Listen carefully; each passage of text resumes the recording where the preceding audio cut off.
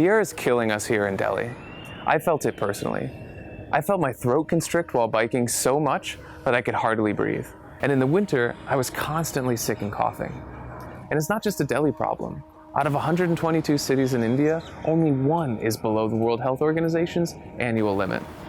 So I decided to go out and buy a purifier. But I found the market was full of $1,000 expensive imported machines and companies saying that their patented HEPA technology was the best. I wanted to know what's inside those magic boxes that cost $1,000. So I opened one up to find out. And it turns out the active ingredient in most air purifiers is a HEPA filter. Then there's a fan to push air through that filter, and that's it. That's all you need to remove dangerous particles from your air. These HEPA filters sound fancy, but they were invented back in the 1940s. That means they're not patented. Anyone can make one. The material isn't expensive either. They're made out of synthetic fibers just like the shirt I'm wearing. So I bought a HEPA filter from a manufacturer online and strapped it to a fan I had at home. I turned it on in my bedroom every night, and after 4 weeks, the filter was black. But I wanted to know if it was capturing PM 2.5, the particles that can penetrate deep into our lungs and even enter our blood. So I bought a laser particle counter and tested it every night. And the data showed it worked. And then I couldn't stop. I went out and bought all the fans I could find and tested all of them. I found one fan that destroyed so much particulate, I called it the cannon. Then I tested those expensive machines in the same room and found the simple DIY cannon removed just as much particulate as that $1,000 machine I had wanted to buy. And when you compare effectiveness to price across all these machines, there's no relationship at all between what you spend and what you breathe. Purifiers are just fans and filters.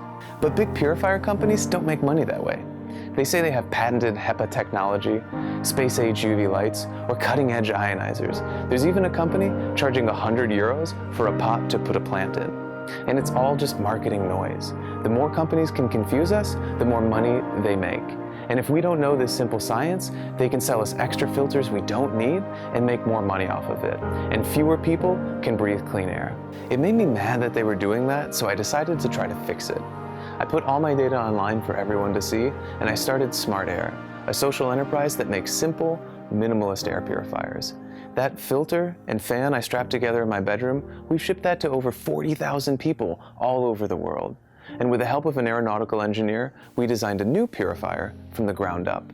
By keeping things simple, this new machine puts out twice as much clean air as that fancy Swiss import and costs less than half the price. There are simple steps you can take to protect yourself and your family from air pollution. First, you can build your own. I'll show you exactly how I did it in this simple how-to guide on our website. Second, you can buy a no-nonsense DIY purifier from our website. The profits will go to designing new machines and supporting free pollution workshops at schools and community organizations. Or you can buy one of our new quiet machines and get the satisfaction of breathing clean air without the high price tag or the gimmicks. I believe that if people knew how air purifiers work, they wouldn't spend $1,000 just to breathe clean air. If you think what I'm doing is worthwhile, please help me spread the word by telling your family and friends. I don't have millions of dollars or a marketing budget. Please help me spread the word about how simple it can be to protect our lungs from the harmful air we're breathing.